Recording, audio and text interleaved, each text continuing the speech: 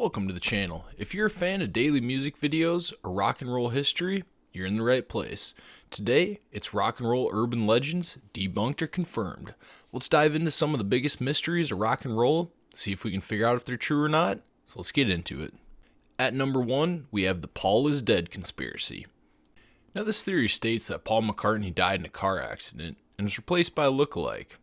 Some people also claim you can hear the words Paul is dead in the Strawberry Fields Forever song, and also hidden messages in album covers, including the Abbey Road one where Paul's the only one not wearing shoes. But with these things aside, it's hard to believe that Paul would rise to fame, get replaced by a lookalike, and have this lookalike write even better songs than what he was writing before. I don't know, let me know what you guys think. At number 2, we have the 27 Club. Now this myth suggests that there's a curse surrounding musicians who die at the young age of 27. Some of the most notable ones: Robert Johnson, Jim Morrison from The Doors, Amy Winehouse, Janis Joplin, Jimi Hendrix, Kurt Cobain, and Brian Jones. And that's just a few. Is this all just a coincidence, or is there something more here? Some believe it's the higher-ups, pushing them out, letting them know that their time is done being famous, it's time for the next person to come up. While nothing's ever been truly confirmed, it is strange how some of these coincidences line up with some of these deaths. Is there secret Hollywood pacts, or is this all just an urban myth? Moving on to number 3. This is the curse of Buddy Holly. The tragic death of Buddy Holly in the plane crash in 1959 gave rise to the belief that in a supposed curse that affected other rock stars. When he died at the young age of 22, his wife also suffered a miscarriage, and many people believe this is the trade-off for fame. Another person that was on tour with Buddy Holly was Ronnie Smith, and said that he had a mental breakdown and committed suicide.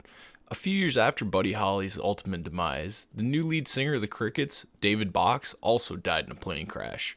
Is there something more here, or is this just a coincidence? Moving on to number 4, we have the mysterious death of Brian Jones from the Rolling Stones. Now, as stated before, he was also a part of the 27 Club. But this all happened in 1969, less than a month following his exit from the band. This story has long been surrounded by conspiracy theories and speculation. While his passing was ruled an accidental drowning, some believe there may have been foul play involved. At number 5, is Elvis Presley alive? Well, Elvis Presley's death in 1977 shocked the world, but rumors quickly began to spread that he faked his death and was still alive. However, multiple credible sources, including official records and autopsy reports, conclude that Elvis did indeed pass away. But despite these reports, there's constant sightings and claims, but there's no credible evidence to support this. Let me know what you think. Is he still out there? Is he alive? Coming in at number 6, we have the backmasking phenomenon. Backmasking is the practice of recording hidden messages in music that can only be heard when played in reverse.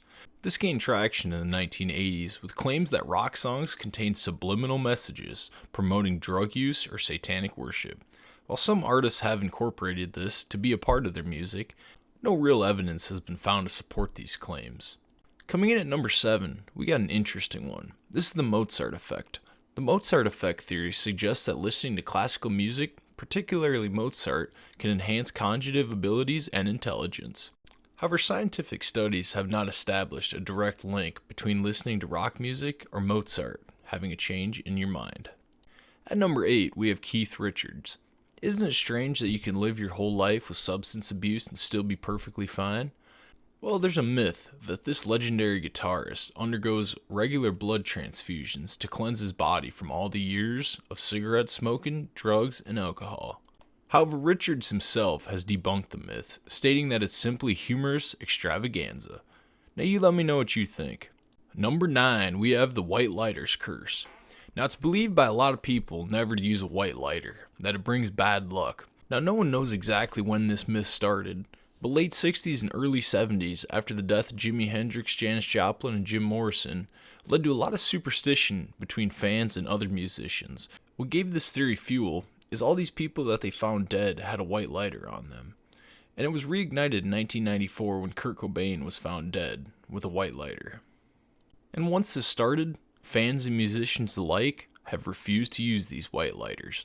However, there's no credible evidence to support this, as they always say. But what do you think of the white lighter curse? Do you have a white lighter? Will you keep using it? And at number 10, we have the mystery of Jim Morrison. The death of Doors frontman Jim Morrison in 1971 has spawned various conspiracy theories and myths.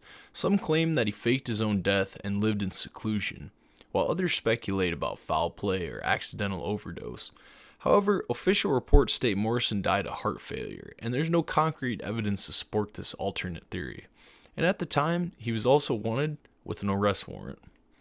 I'm curious, what conspiracy theories do you believe or want to believe in the music world? Let me know in the comments, and we'll catch you in the next video.